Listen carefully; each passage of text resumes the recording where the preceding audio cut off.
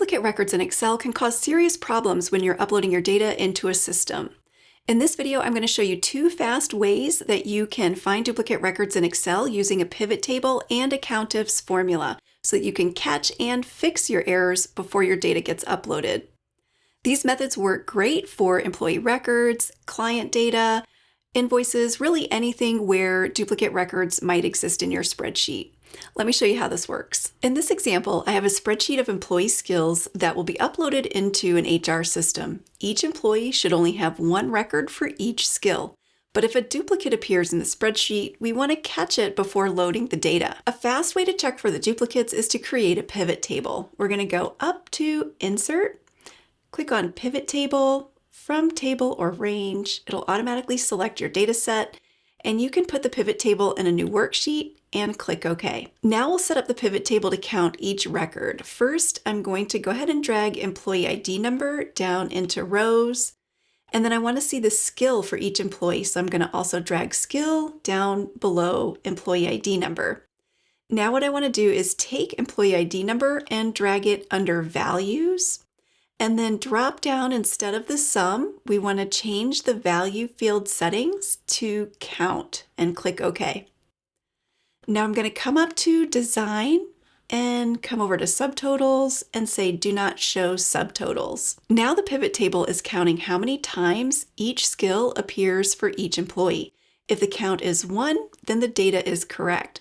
But if the count is greater than 1, that means a duplicate record exists. So we can see here, employee 9001 has 2 skill records for patient communication.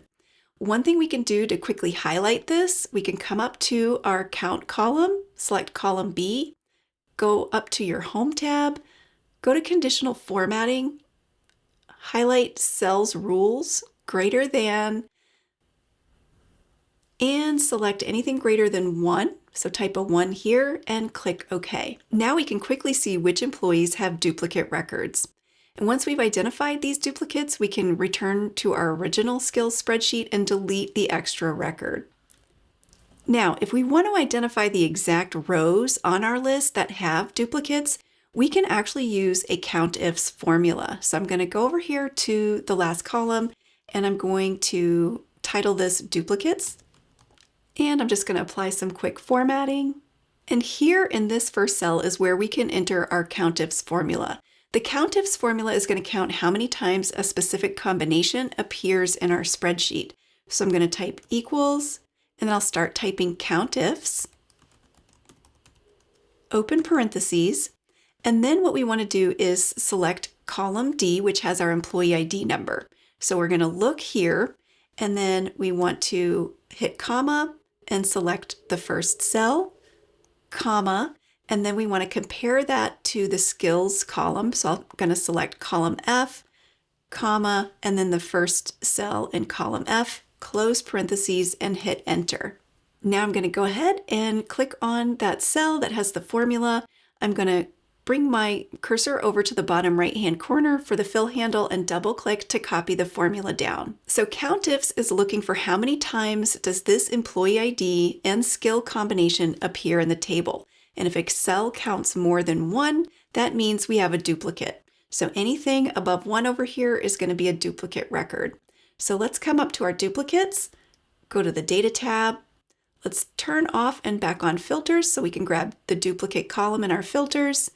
Drop down, and we're going to deselect and select anything over 1 and click OK. Now we have our spreadsheet narrowed down to the rows where we have duplicate records, so we can work on cleaning this up right here.